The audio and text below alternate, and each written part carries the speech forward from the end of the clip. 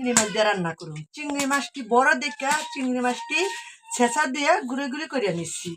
এখন পেঁয়াজটা এখন ভাজা ভাজা করুন।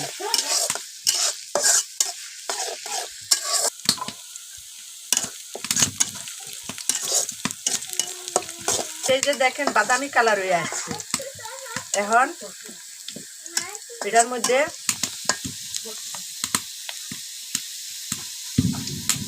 রসুন বাটা পরিমাণ মতন, রসুন বাটা পরিমাণ মতন, আদা বাটা, দুইটা জিনিস একটু ভাজা ভাজা করলাম। ভাজা ভাজা হয়ে গেছে। এখন একটু সামান্য একটু পানি দিলাম।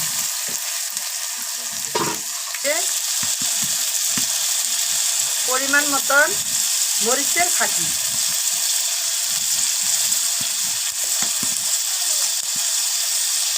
আধা চামচ হলুদের ফাঁকি,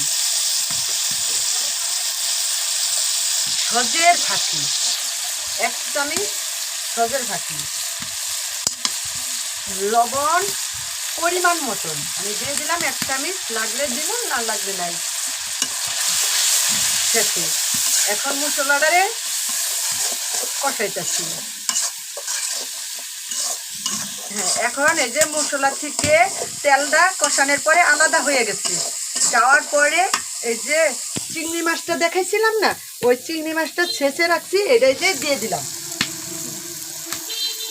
দিয়া এই যে ভাজা ভাজা করুন।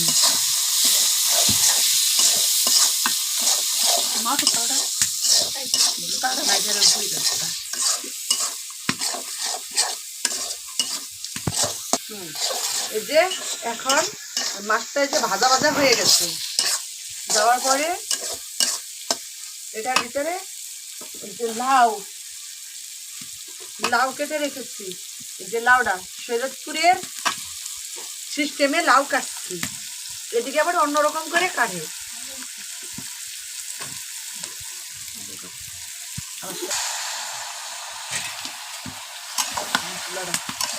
এই যে লাউটা দেওয়া শেষ। দেওয়ার পরে এখন আমি আস্তে আস্তে লাড়বো। কড়াইটা ছোট হয়ে গেছে, এটা একটু বড় কড়াইতে বসান দরকার ছিল, কিন্তু বুঝে সারতে পারি নাই। যাক, লাউটা উড়িয়ে যাব।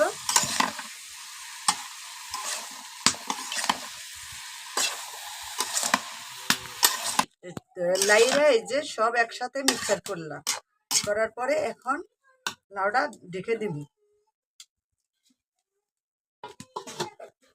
ঢাকনা উঠাইয়া যে লাইরা দিতেছি।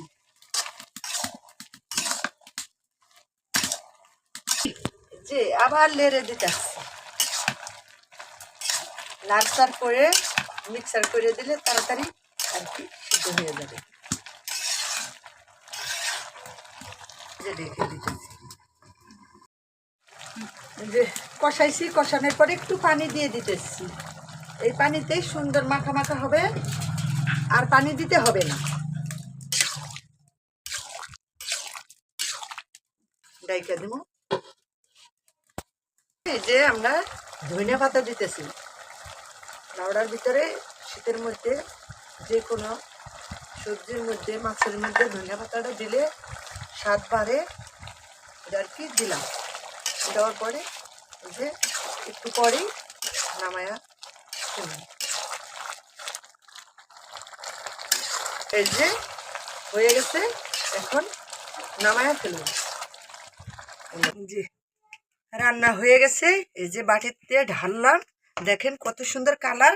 খাবারের পরে দেখবেন কত মজা।